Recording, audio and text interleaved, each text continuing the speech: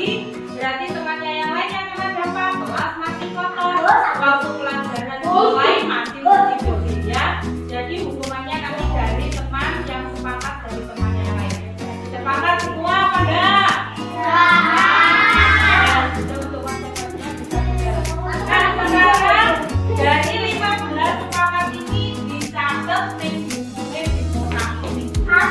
Kalau perlu ditempel di tembok dan nggak sampai melanggar.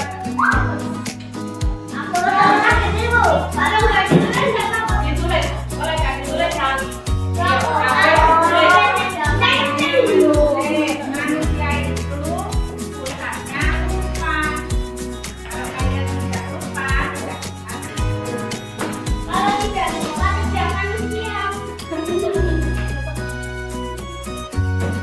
semuanya nulis. Ayo, dikuasai, siapa nih? Iya toh, saya melanggar kamu siap konsekuensi.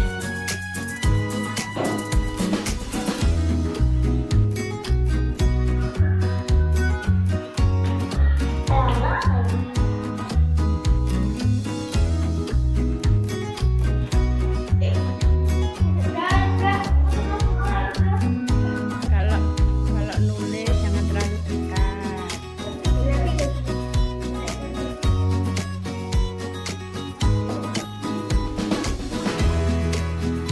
Assalamualaikum warahmatullahi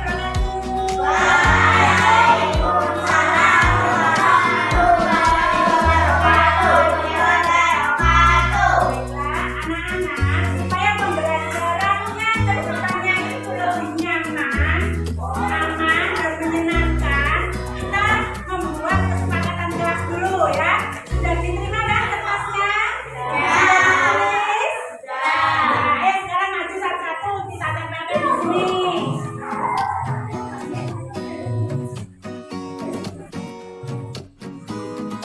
Ya, terima kasih.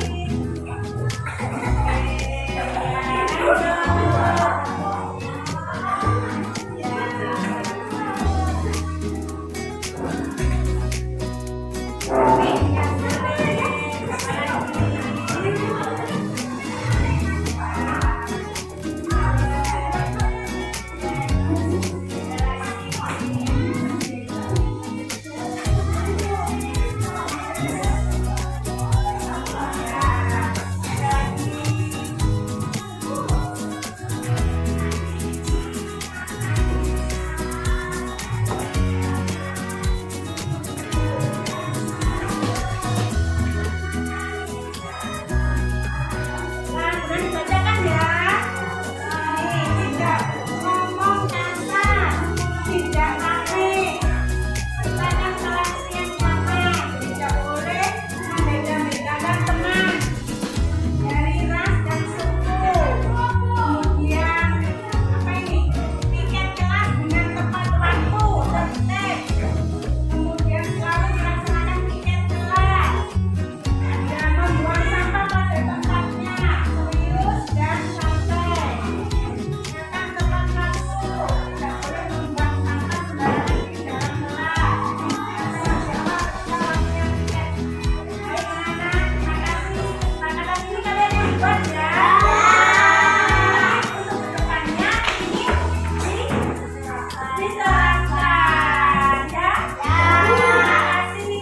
Wassalamualaikum warahmatullahi wabarakatuh. Waalaikumsalam warahmatullahi wabarakatuh.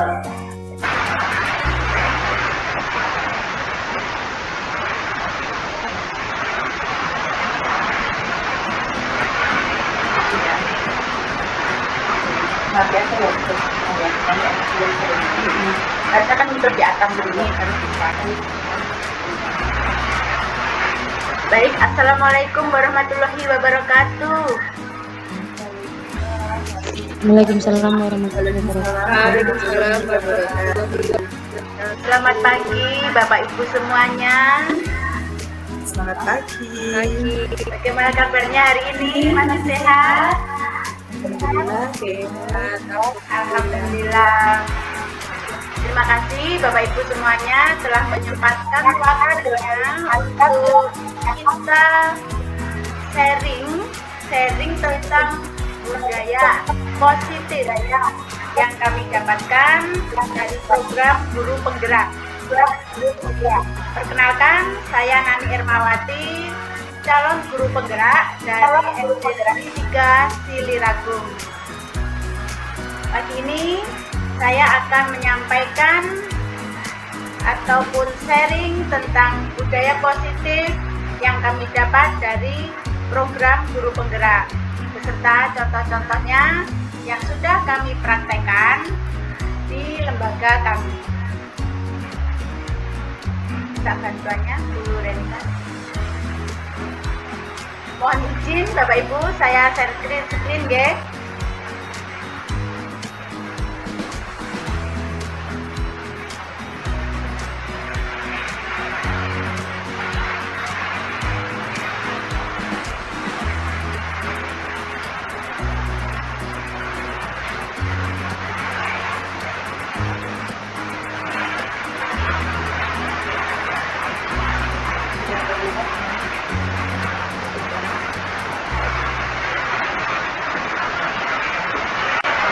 Ini kecil aja.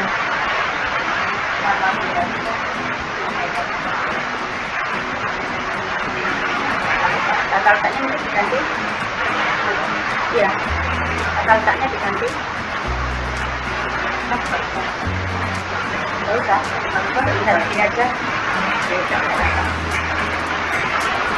Baik Bapak Ibu,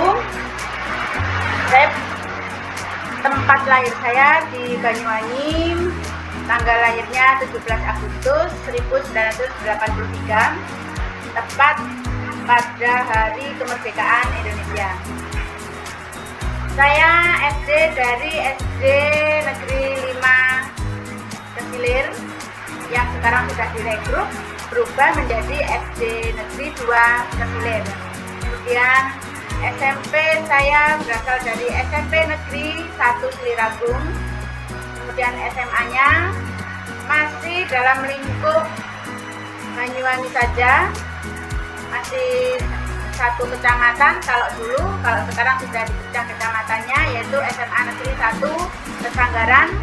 Kemudian melanjutkan ke Universitas Negeri Jember mengambil D2 PGSD. Kemudian setelah itu saya bekerja menjadi guru SD sambil melanjutkan kuliah lagi di Universitas Terbuka.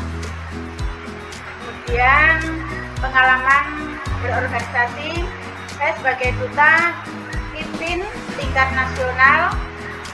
Next.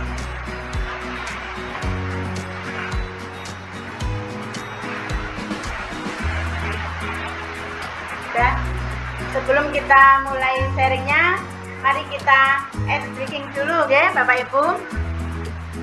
Coba yang bisa dibuka kameranya, bisa dibuka. Kita ice breaking dulu. Misalkan ada yang berkepentingan tidak membuka kamera, tidak apa-apa.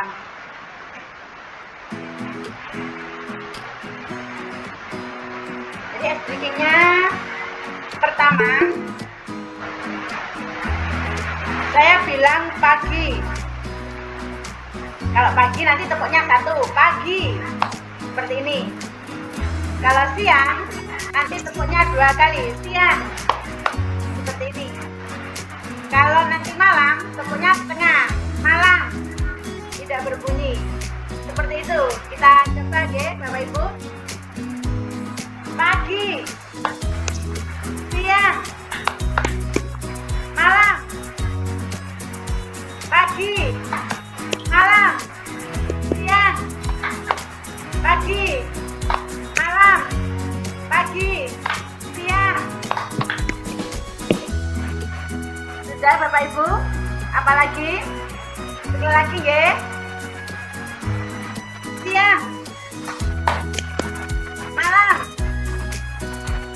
siang, pagi, siang, pagi, siang, malam, siang, pagi, siang, malam, siang, pagi, siang, pagi, siang, pagi, siang, malam. Oke, terima kasih.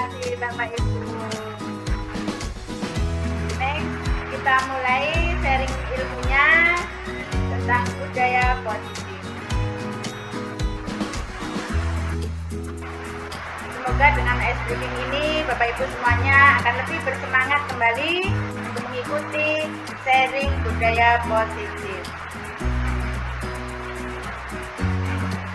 Sudah? Belum muncul?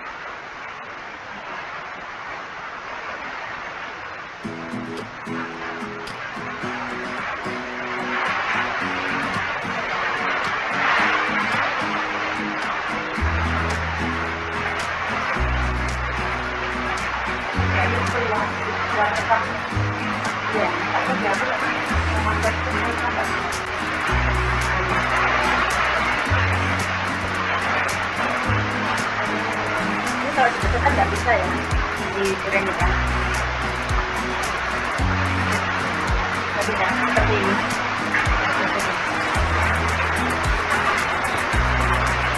Bapak Ibu semuanya, budaya positif sangat berkaitan dengan visi sekolah, visi guru penggerak, kemudian filosofi pendidikan Ki Hajar Dewantara,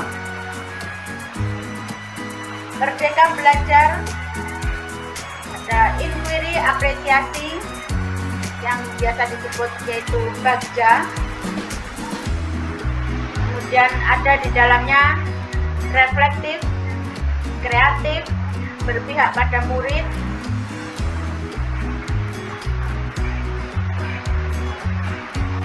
besarkan.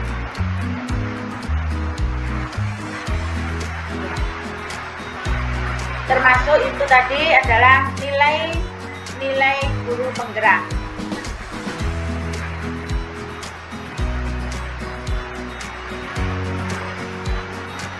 Ke atas.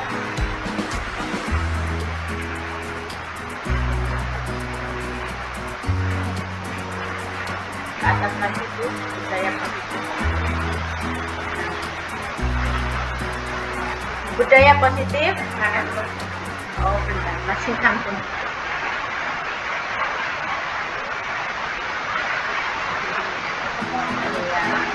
Lemak ya. Biasa ya Bapak Ibu kalau pembelajaran atau workshop daring terkendala oleh jaringan. Budaya positif yaitu nilai-nilai, keyakinan-keyakinan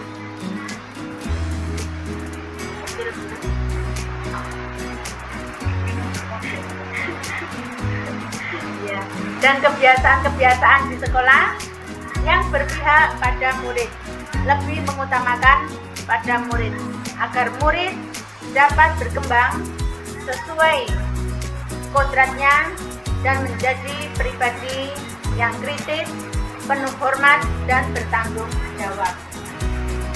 Sekali lagi, budaya positif ini bertujuan untuk mengembangkan peserta didik sesuai dengan kodrat dan zamannya.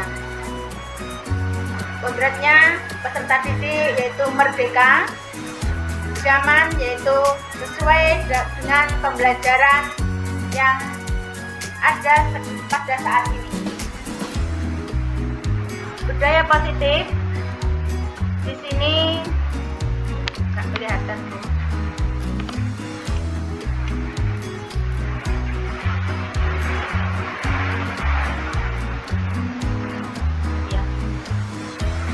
Ada disiplin positif dan nilai-nilai kebijakan universal, ada kebutuhan dasar manusia dan dunia berkualitas, ada teori motivasi hukuman dan penghargaan restitusi, ada 5 posisi kontrol restitusi, keyakinan kelas, dan yang terakhir adalah segitiga restitusi.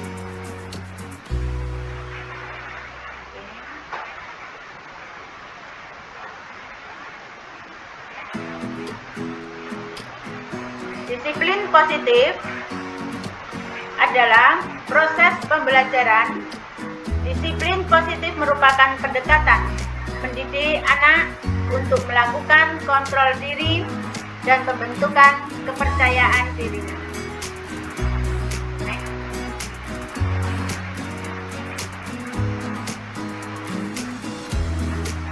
Contoh nilai-nilai kebijakan universal yaitu sesuai profil pelajar Pancasila,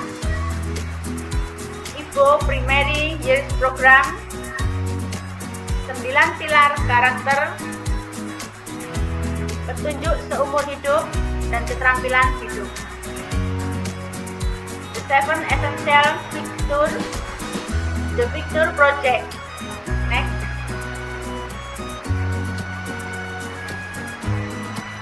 Tujuan disiplin positif yang termasuk adalah motivasi, yaitu menumbuhkan motivasi intrinsik pada murid-murid, karena ketika murid-murid kita memiliki motivasi tersebut, mereka telah memiliki motivasi intrinsik yang berdampak jangka panjang, motivasi yang tidak akan terpengaruh pada adanya hukuman atau hadiah, sehingga peserta didik mempunyai motivasi yang ada dalam diri sendiri. Adapun tidak ada pun hadiah ataupun hukuman, peserta didik tetap pada motivasi dirinya sendiri. Jadi tidak ada pengaruh ketika ada hadiah, anak-anak lebih bermotivasi, lebih bersemangat. Namun ketika tidak ada hadiah, anak-anak tidak bersemangat. Sehingga budaya positif ini akan menciptakan, melatih, dan membiasakan peserta didik untuk selalu termotivasi dalam dirinya sendiri tanpa memandang hadiah. Next.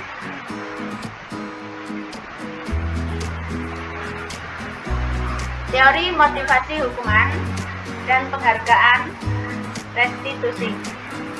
Motivasi adalah dorongan yang timbul pada diri seseorang secara sadar atau tidak sadar untuk melakukan suatu tindakan dengan tujuan tertentu.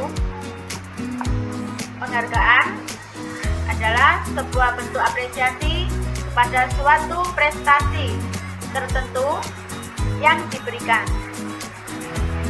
baik oleh dan dari perorangan ataupun suatu lembaga yang biasanya diberikan dalam bentuk material ataupun ucapan.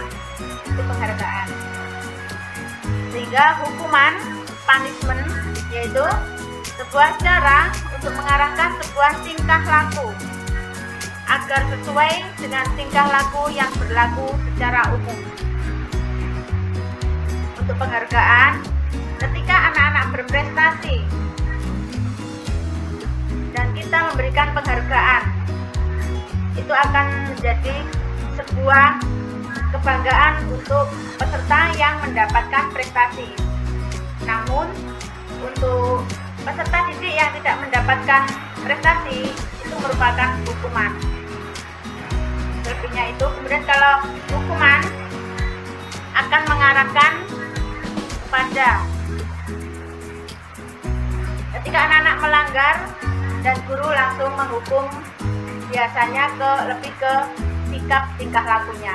Misal tidak memakai sepatu, langsung dihukum untuk push up, contohnya seperti itu. Next, Bu.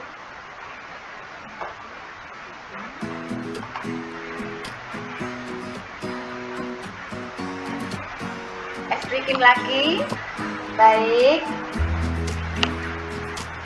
breakingnya coba Bapak Ibu buka kamera lagi ya. Kita breakingnya pakai jari tangan.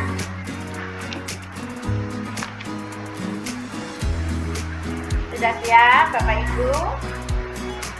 Monggo, jarinya seperti ini. Kelihatan tidak ya jempolnya? Oh ya, kelihatan. Saya tulang ya. Ini nanti bergantian ya. Satu, ketika saya bilang satu dan nanti berubah ke angka 2, nanti bergantian. Nanti begini ya. Satu, ini nanti 2, bergantian seperti ini. Mudah kok. 3, 4, 5, 6, 7, 8, 9, 10, seperti ini. Monggo ya. Kita mulai. Mana saja yang jempolnya yang menunjuk bebas. Kamu nih nggih. 1, 2, 3, 4, 5, 6, 7, 8, 9, 10, 11, 12, 13, 14, 15, 16, 17, 18, 19, 20. Bagaimana Bapak Ibu? Sudah refresh? Sudah, Bu. Baik, kalau sudah refresh, kita lanjut lagi materinya.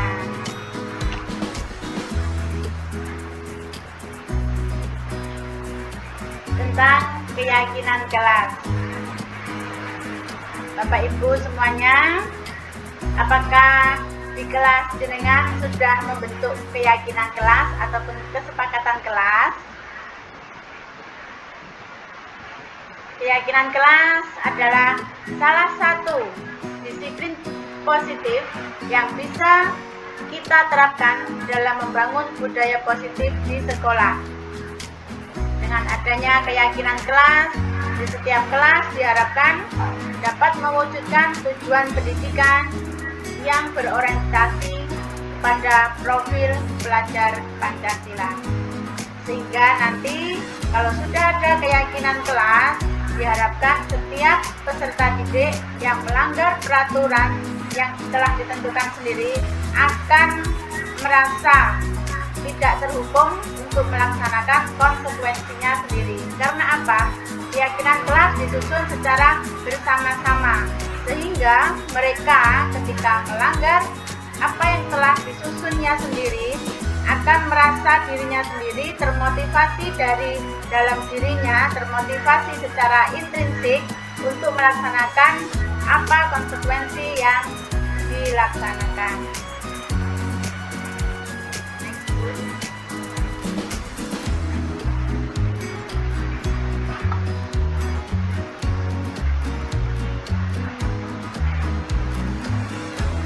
Keyakinan kelas 1. Keyakinan kelas berupa pernyataan universal. Keyakinan kelas bersifat abstrak daripada peraturan yang lebih rinci dan konkret. Keyakinan kelas hendaknya tidak terlalu banyak sehingga mudah diingat dan dipahami oleh semua warga kelas. Pernyataan keyakinan kelas senantiasa dibuat dalam bentuk positif, sehingga bukan sebuah larangan, bukan, namun termasuk kalimat positif. Semua warga kelas hendaknya ikut berkontribusi dalam pembuatan keyakinan kelas lewat kegiatan curah pendapat. Contohnya di sini keyakinan kelas yaitu sebaiknya membuang sampah pada tempatnya, bukan malah jangan membuang sampah sembarangan. Itu tidak dianjurkan. Kemudian dilarang mencoret-coret tembok, misalkan seperti itu. Bisa dialihkan seperti ini, sebaiknya mengapresiasi karya pada tempatnya yang sudah disediakan, mungkin seperti itu juga bisa.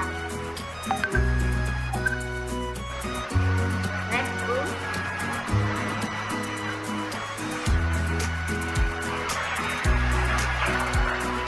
Kebutuhan dasar manusia. Survival, ada love and belonging, kemudian ada freedom, ada power, ada fun. Survive itu adalah kebutuhan untuk bertahan hidup. Ada love, itu adalah cinta dan kasih sayang.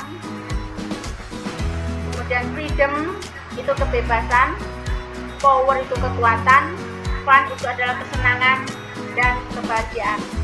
Jadi kebutuhan dasar manusia itu sesungguhnya adalah membutuhkan untuk bertahan hidup, membutuhkan cinta dan kasih sayang, membutuhkan kebebasan. Manusia mempunyai kekuatan diri, walaupun itu tidak akan sama dengan masing-masing pribadi manusia. Juga membutuhkan kesenangan diri. Seperti peserta didik, kita tidak bisa memaksakan peserta didik belajar sesuai dengan harapan kita. Kita hanya mendampingi supaya peserta didik itu belajar dengan senang, dengan bebas, tapi tetap terarah, bukan bebas semau peserta didik, bukan. Pembelajaran yang dengan cinta dan kasih sayang itu adalah kebutuhan untuk bertahan tetap hidup.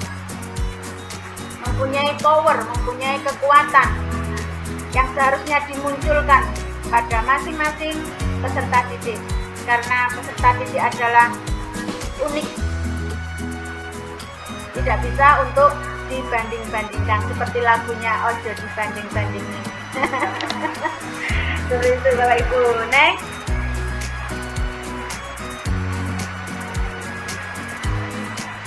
Lima, posisi kontrol restitusi. Yang pertama adalah penghukum. Ada juga sebagai teman, sebagai pemantau, sebagai manajer, sebagai pembuat merasa bersalah.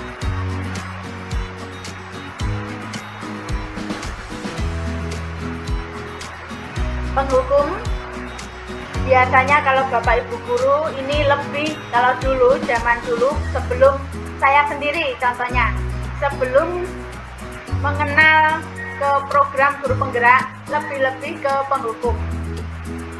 Yaitu ketika melihat peserta didik saya melakukan kesalahan, ke sekolah terlambat, mungkin tidak membawa buku tulis, tidak memakai seragam lengkap, langsung dihukum di depan peserta didik lainnya. Itu akan menjadikan suatu pengalaman yang memalukan untuk peserta didik itu sendiri. Kenapa? Karena dia merasa bersalah, dipermalukan di depan teman-temannya sendiri. Itu penghukum. Dan biasanya hukumannya itu lari, mengelilingi lapangan sekolah itu. Kalau tidak begitu, push up. Mungkin ada juga yang biasanya ya tidak mengurangi rasa hormat saya pada guru olahraga, biasanya langsung ditempeleng gitu. Biasanya seperti itu. Namun setelah mengenal apa itu guru penggerak, saya setelah masuk ke dalam program guru penggerak, ternyata tidak seperti itu Bapak Ibu. Kita sebaiknya jangan menjadi guru yang menghukum. Benar, kita akan selalu diingat oleh murid, oleh peserta didik kita, tapi bukan yang baik, tapi sebagai guru penghukum. Seperti itu, padahal guru harusnya itu disayang, diingat, disayang-sayang. Seperti kita menyayangi murid kita. Sebetulnya Bapak Ibu guru menghukum itu juga sebagai wujud rasa cinta kasih sayangnya. Namun itu adalah istilahnya itu terlalu kasar. Jadi cara kasar itu tidak disukai oleh peserta didik. Waktu itu saya punya guru ya sukanya menghukum, dan saya selalu ingatnya ya seperti itu. Wah, itu Pak Guru itu yang suka menghukum saya selalu ingat seperti itu. Itu contoh penghukum. Kalau teman, misalkan anak tidak memakai seragam lengkap contohnya. Nah, teman, itu kita seperti bersahabat dengan murid, bersahabat dengan peserta didik, bahwa kita ini adalah teman. Jadi jangankan seperti ini.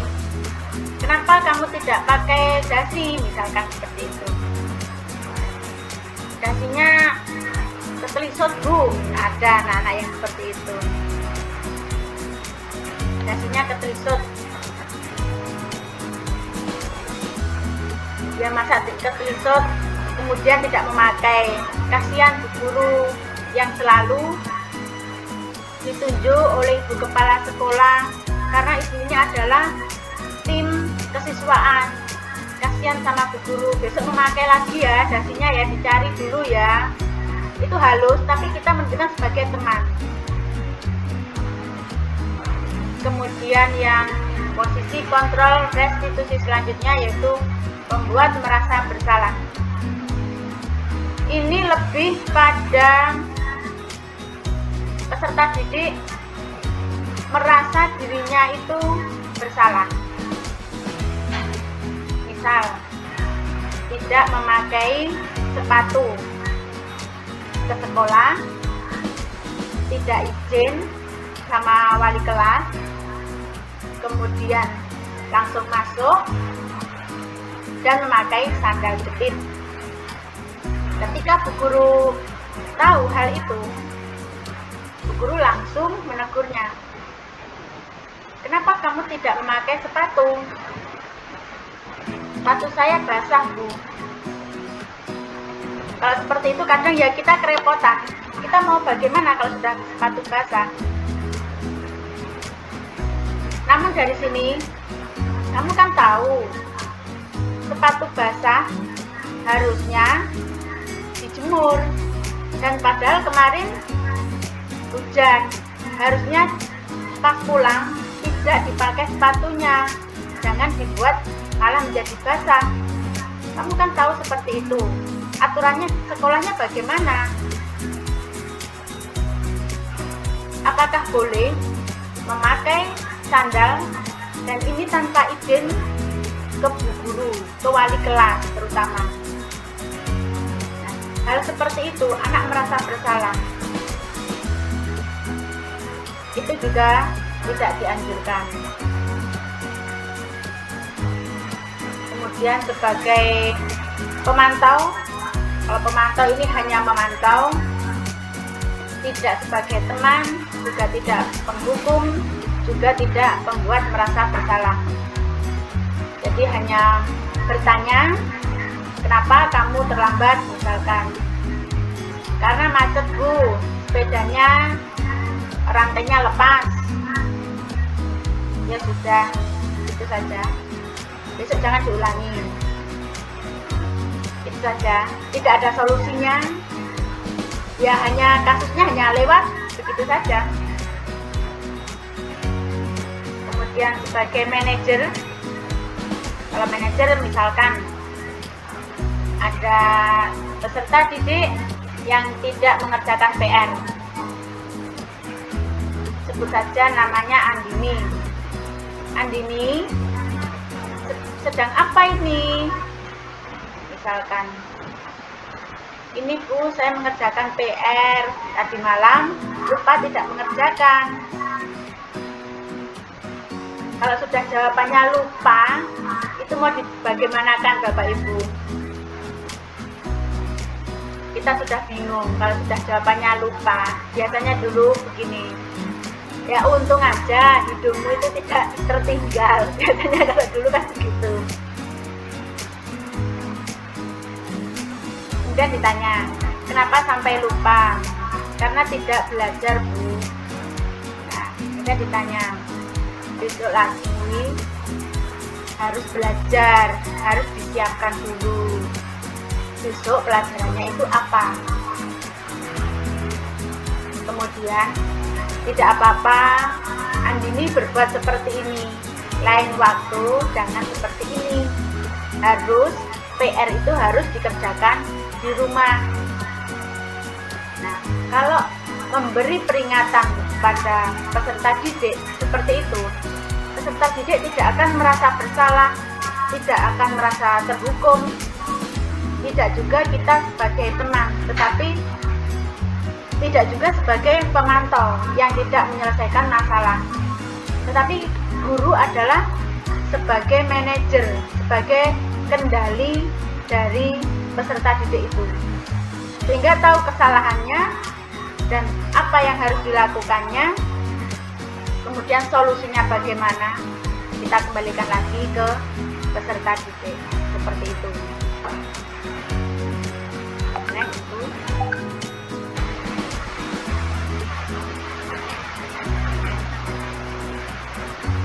Kemudian ini ada suatu rumus segitiga restitusi. Ini bukan segitiga sama kaki ya Bapak Ibu, ini adalah segitiga restitusi. Segitiga restitusi yang dimaksud adalah dalam posisi kontrol manajer. Pertama yaitu menstabilkan kondisi. Anak ditanya, kenapa bisa seperti ini? Contoh yang seperti tadi, ada apa mengerjakan PR di dalam kelas? Datang pagi-pagi hanya untuk mengerjakan PR di dalam kelas. Pertama, mungkin alasannya takut dengan gurunya, karena nanti kalau tidak mengerjakan PR akan mendapat hukuman. Yang kedua, tidak mendapatkan nilai. Dan yang ketiga, pasti akan ditertawakan peserta didik yang lain, teman-temannya, karena tidak mengerjakan PR. Setelah kita tahu, bertanya alasannya ada apa tidak mengerjakan PR, kemudian kita gali lagi, memvalidasi. Apa kita kembalikan kepada kesepakatan kelas yang telah disusun. Apakah boleh mengerjakan PR di sekolah? Kita tanyakan ulang kepada peserta didik. Kalau peserta didik akan melihat di dinding yang sudah terpasang kesepakatan kelasnya, pasti akan melihat dan membaca. Tidak boleh, Bu, sehingga bagaimana? PR harus dikerjakan di rumah, karena ini adalah pekerjaan rumah. Kemudian ibu gurunya kembali lagi memvalidasi. Baik, tidak apa-apa, untuk hari ini saja kamu tidak mengerjakan PR, mengerjakan PR di sekolah, seperti itu. Kemudian dilanjutkan lagi ke peserta didik. Jadi kita tidak memberi sebuah konsekuensinya, kita juga tidak. Jadi nanti tidak ada tuntutan dari orang tua, oh ini tidak mengerjakan PR sama bu gurunya dihukum seperti ini, itu tidak. Karena juga konsekuensinya itu berasal dari peserta didik itu sendiri. Kalau tidak mengerjakan PR, konsekuensinya apa? Mungkin untuk konsekuensi tidak ditulis pada kesepakatan kelas, karena kesepakatan kelas isinya hanya kalimat positif-positif saja, dan ini tergantung pada peserta didik maunya apa. Mungkin saya menyiram bunga, Bu, yang ada di depan kelas, silahkan, tidak apa-apa, seperti itu. Itu segitiga restitusi. Jadi kita menekunnya secara halus, menghukumnya juga anak-anak sendiri yang menentukan, jadi anak tidak merasa terhukum. Next, Bu. Nah,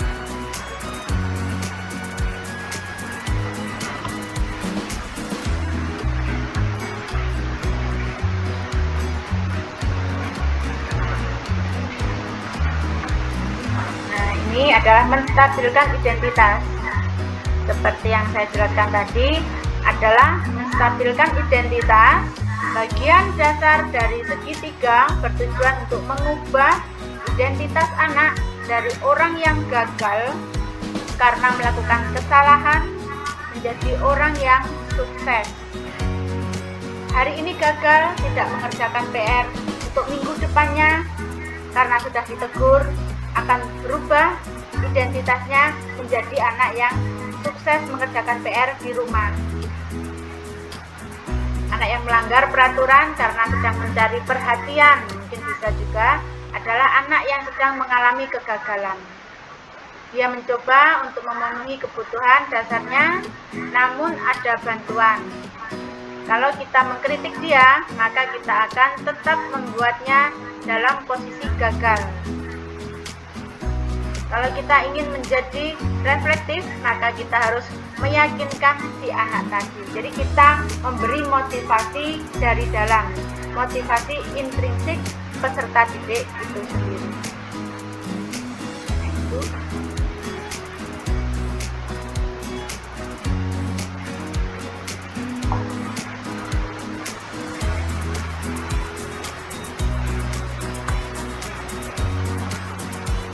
Seperti ini contohnya, berbuat salah itu tidak apa-apa. Tidak ada manusia yang sempurna. Saya juga pernah melakukan kesalahan seperti itu. Kita bisa menyelesaikan ini. Bapak Ibu tidak tertarik mencari siapa yang salah, tapi Bapak Ibu ingin mencari solusi dari permasalahan ini. Jadi peserta didik diarahkan untuk mencari solusinya, bukan malah kita menghardik, mengkritik sehingga anak menjadi down. Bukan. Kamu berhak merasa begitu. Apakah kamu sedang menjadi teman yang baik buat dirimu sendiri? Oke, next.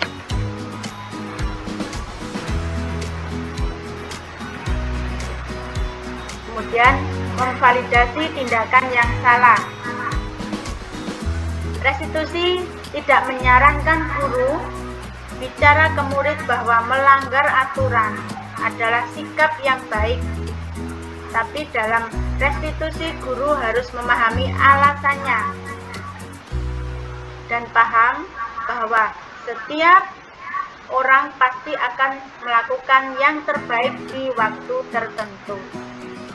Sebuah pelanggaran aturan seringkali memenuhi kebutuhan anak akan penguasaan atau power, walaupun seringkali bertabrakan dengan kebutuhan yang lain, yaitu kebutuhan akan kasih sayang dan rasa diterima atau love and belong. Mungkin di rumah itu tidak ada perhatian, sehingga anak mencari perhatian dari bapak ibu guru dengan berbuat sengaja tidak mengerjakan PR supaya ditegur. Itu kita juga tidak tahu. Mungkin seperti itu. Next.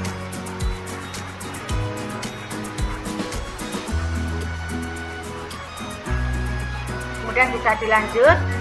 Padahal kamu bisa melakukan yang lebih buruk dari ini ya. Bisa juga. Kamu pasti punya alasan mengapa melakukan hal itu. Contoh kalimatnya, kamu patut bangga pada dirimu sendiri karena kamu telah melindungi sesuatu yang penting buatmu. Kalimat lagi contohnya, kamu boleh mempertahankan sikap itu, tapi kamu harus menambahkan sikap yang baru.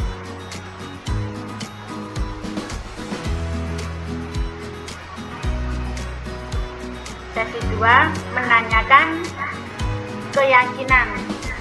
Setelah tadi menstabilkan kondisinya, kemudian memvalidasi,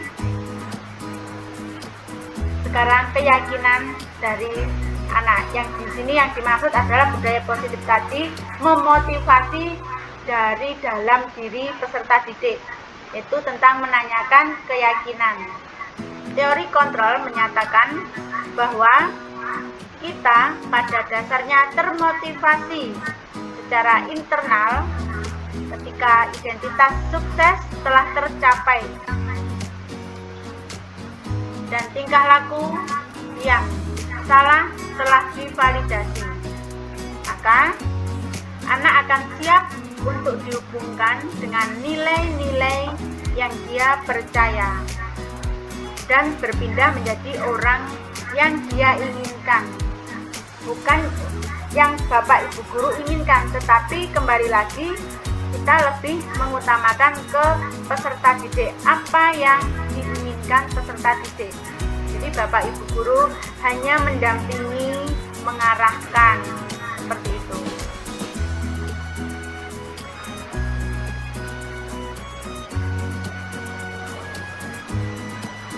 Contoh kalimatnya, apa yang kita percaya sebagai kelas atau keluarga, apa nilai-nilai umum yang telah kita sepakati.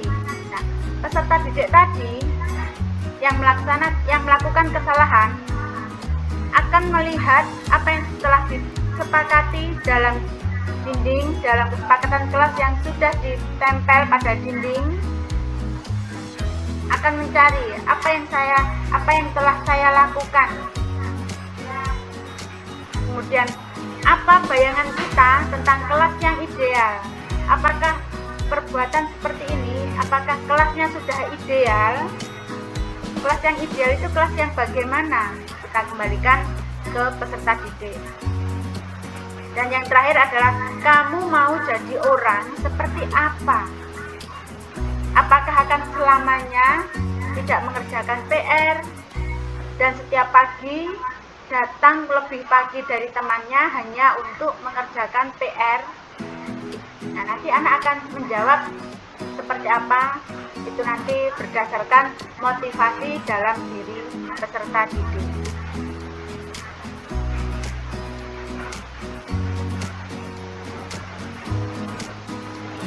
Restitusi yaitu memperbaiki hubungan. Restitusi bukan untuk menebus kesalahan, bukan, namun untuk belajar dari kesalahan. Restitusi adalah tawaran, bukan paksaan. Restitusi menuntun untuk melihat ke dalam diri. Restitusi mencari kebutuhan dasar yang mendasari tindakan, terlebih tindakan peserta didik. Restitusi fokus pada karakter, bukan tindakan, sehingga Bapak Ibu guru membimbing, mengarahkan, sehingga karakter peserta didik akan terbentuk. Kebiasaan-kebiasaan baik itu nanti akan terbentuk menjadi sebuah karakter, bukan langsung ke tindakan. Restitusi menguatkan dan fokus pada solusi, tidak hanya menyalahkan murid, namun juga menggiring, istilahnya menuntun supaya peserta didik itu mempunyai solusinya sendiri. Sehingga di sini peserta didik yang melakukan kesalahan, peserta didik itu sendiri yang kita arahkan untuk menyelesaikan solusinya sendiri. Restitusi mengembalikan murid yang berbuat salah pada kelompoknya. Next. Baik, terima kasih. Sekian dari saya sharingnya. Monggo Bapak Ibu, saya mohon maaf kalau ada kata-kata yang kurang berkenan di hati Bapak Ibu semuanya. Sharing saya sampai di sini. Mungkin ada keluh kesah dari Bapak Ibu semuanya yang ada di sekolah, monggo kita sharing bersama. Monggo waktu dan posisinya saya silakan pada panjenengan sedoyo. Monggo Bapak Ibu kita sharing nggih.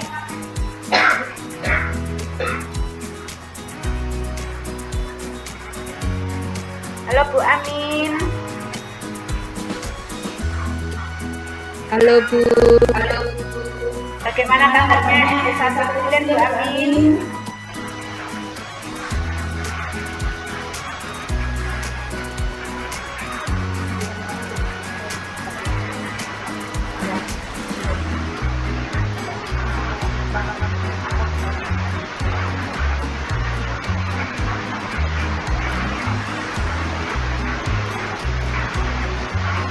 Halo Pak Wiji. Ibu Hermuni, Ibu Frida yang dari luar pulau.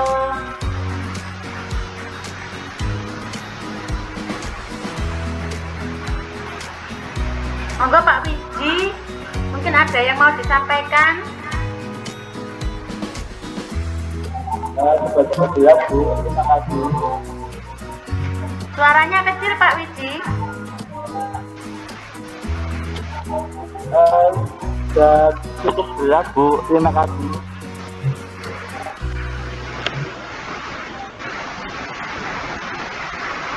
Masih kecil Pak.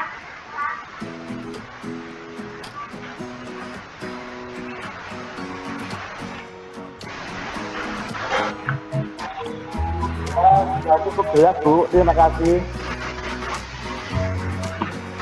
Jaringannya mungkin ya. Sudah Bu. Cukup Bu.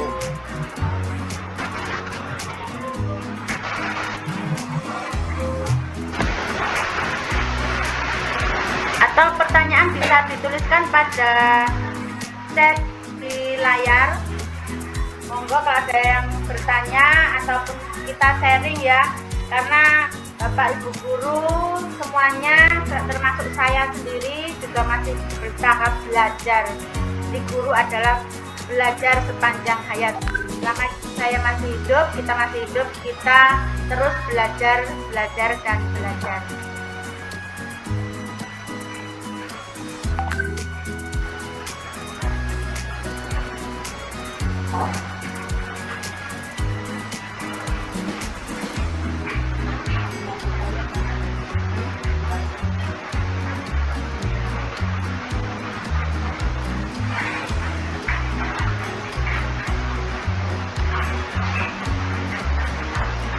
Ada pertanyaan? Oh ini.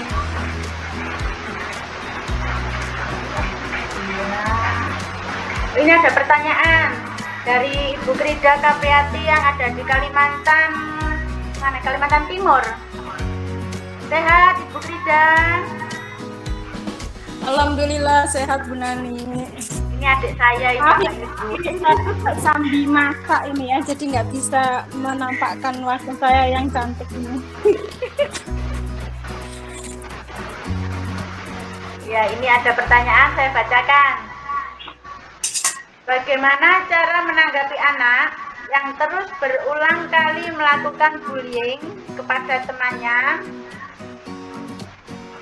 baik dengan mengolok-olok dengan nama orang tua atau sebagainya? Tindakan apa yang tepat untuk anak-anak yang sudah diberitahu akan bullying?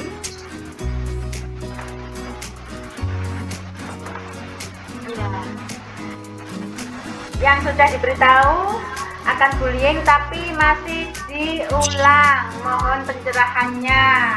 Baik, terima kasih.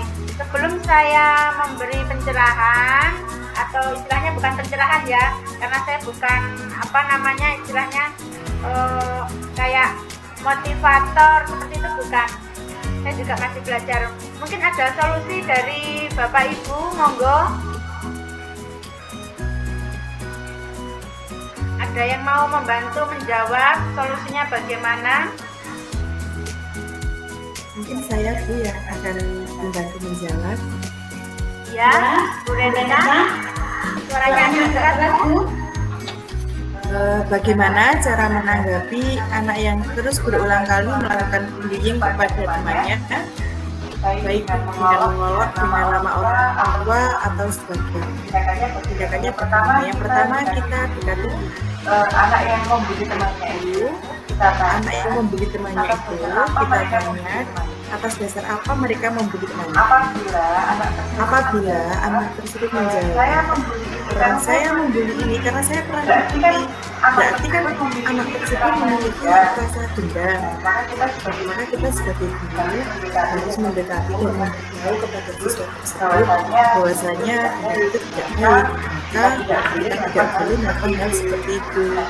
Jika anak tersebut tidak ada rasa dendam, hanya sekedar usil atau hanya sekedar guyonan, maka kita memperingatkan anak tersebut agar tidak mengulangnya lagi. Apabila hal tersebut sudah kita lakukan, tetapi tetap tidak ada hasil, maka anak tersebut juga perlu kita kasih tahu, kita dekati, kita tanyai lagi, apabila tetap membeli terus, ya artinya anak tersebut dikasih tahu supaya tidak mengulanginya lagi, dan orang tuanya dipanggil ke sekolah. Itu salah satu cara. Terima kasih. Baik, terima kasih Bu Renita. Itu merupakan salah satu solusi dari sumbangsih dari Ibu Renita.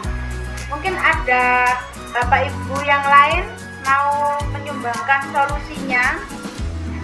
Yang pertama tadi yang saya simpulkan adalah mungkin saja anak itu mempunyai dendam pribadi sehingga membuli temannya dengan nama ayahnya.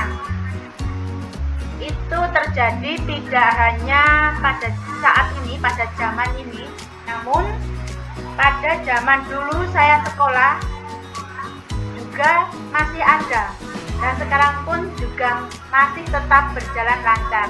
Mungkin yang pertama, kalau dari saya diberi contohkan dulu dari Bapak Ibu gurunya menyebut nama siswa itu dengan nama siswa asli, bukan nama wadanan. Mungkin ya Bapak Ibu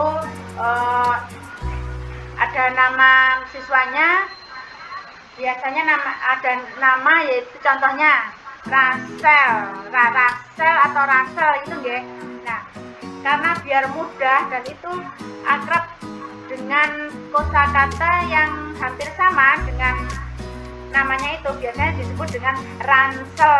Nah, seperti itu. Itu kan anak sudah dendam, namaku bukan Ransel. Ransel itu kan tas. Itu seperti itu. Sehingga dia lebih membalas ke temannya atau ke bapak ibu gurunya. Kalau itu tidak mungkin, biasanya pelampiasannya ke temannya sendiri dengan menyebut nama ayahnya. Dan itu kalau tidak dihentikan satu saja akan mempengaruhi teman-teman yang lain untuk mengolok temannya dengan menyebut nama ayahnya. Seperti itu. Jadi salah satu contohnya dari Bapak Ibu guru sendiri membiasakan budaya positif untuk menyebut nama siswanya dengan nama aslinya.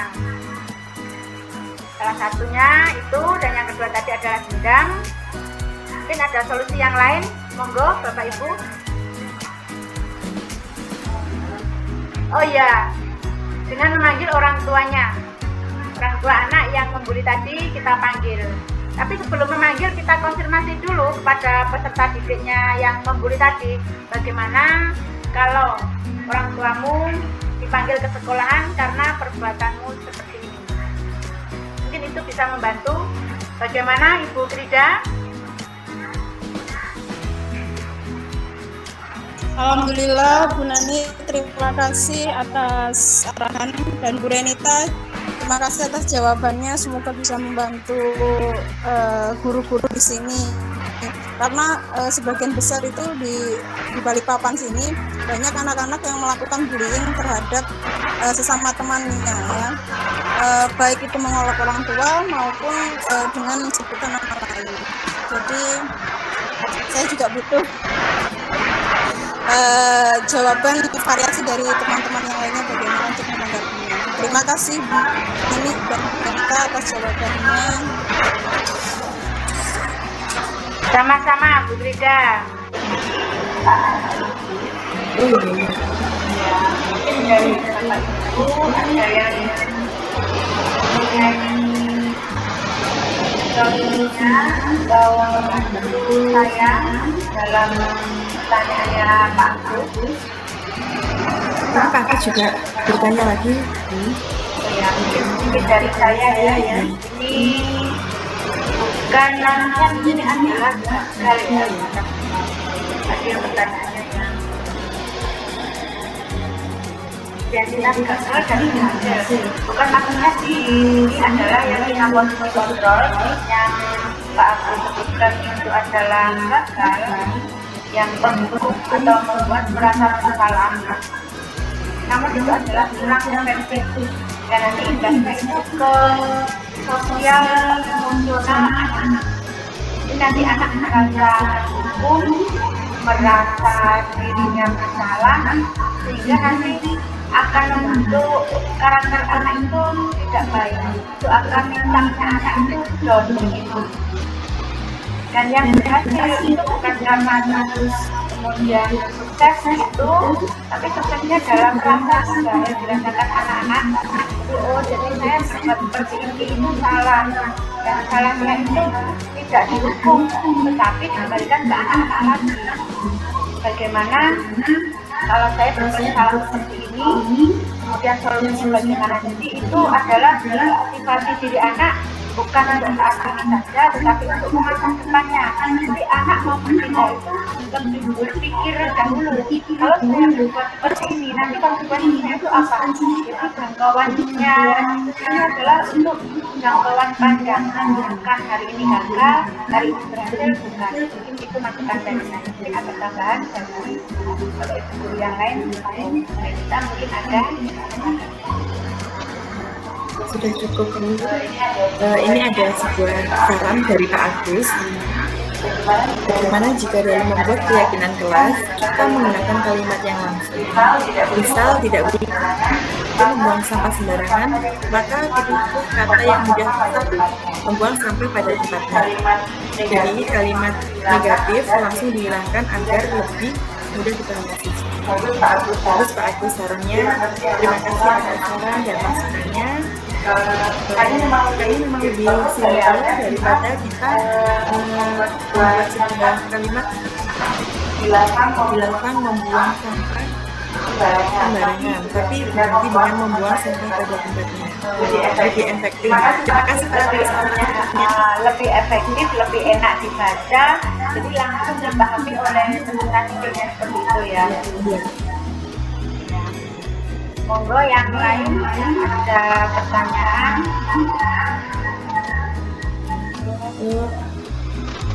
Ya Pak Agus, maaf ini suaranya memang menggema, mungkin karena jaringannya ya di sini lagi hujan. Maaf. Iya Bu Ani, monggo kalau ada kepentingan. Tidak apa-apa nih Bapak Ibu, kalau ada kepentingan bisa diri. Terima kasih Bapak Ibu sudah menyempatkan waktu. Sama-sama, kami juga terima kasih untuk menyempatkan waktunya meminta waktu dari Bapak Ibu guru semuanya pada hari Minggu ini yang seharusnya bergembira bersama keluarga, bersantai, namun harus mengikuti workshop kami berdua ini. Kami berterima kasih atas kehadirannya dan semoga isinya bermanfaat di kemudian hari.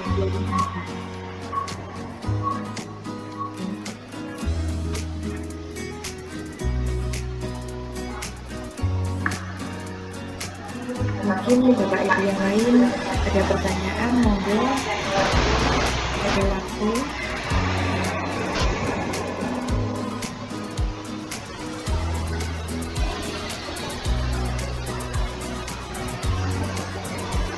Tapi tidak membaca.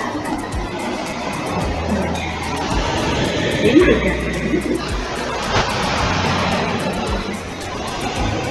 Jaringan ya. Iya. Kan karena kondisinya hujan, jadi jaringannya kurang stabil.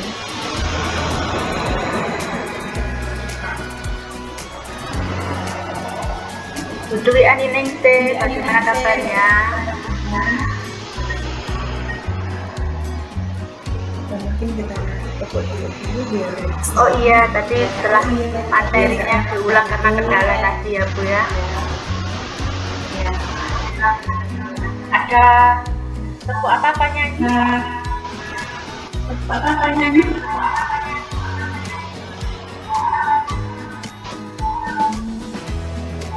atau sambung kata.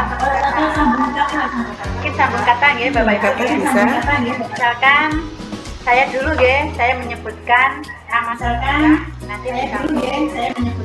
Kita bermain-main dulu. Siap ya Siap ya Bapak Ibu, tidak membuka kamera tidak apa-apa. Nanti saja mikrofonnya di on kan ya.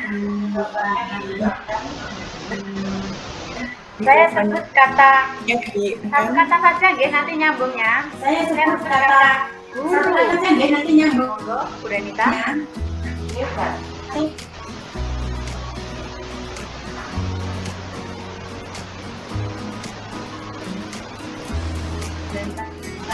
Hebat.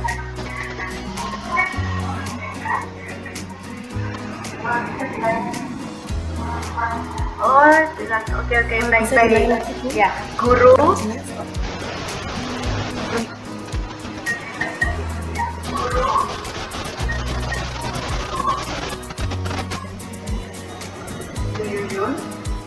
Bu Yuyun.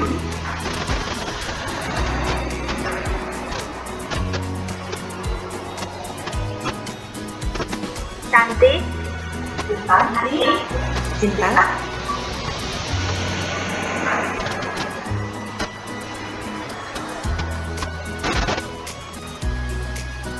Monggo Bu Chandrika.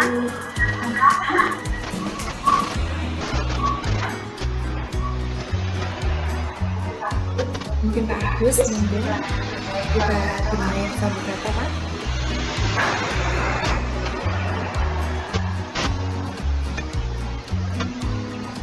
Atau Bu Nining, Bu Nining teh. Oh, Dica.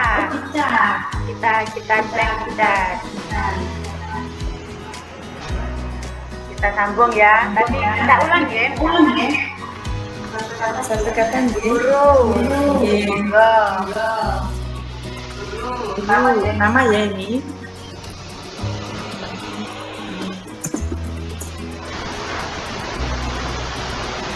Monggo disambung. Nah, Sambung. Inspirasi. Guru Pak Agus menginspirasi. Siswa. Monggo guru yang lain, Bu Dian. Ada Bu Dian ya? Ada. Menginspirasi siswa.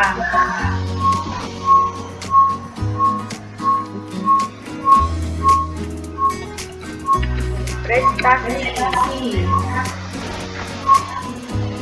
Dilanjutkan.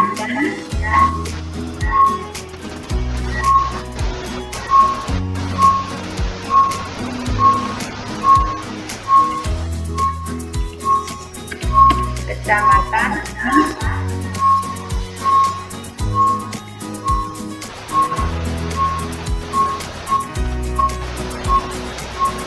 Kecamatan. Oh, ada yang nyambungkan. Ya, kecamatan dan kabupaten.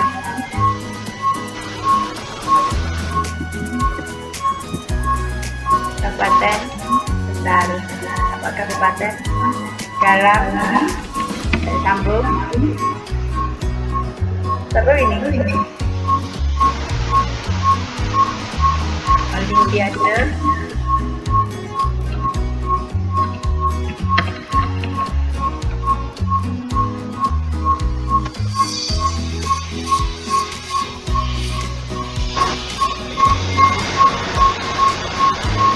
Ada kreativitas.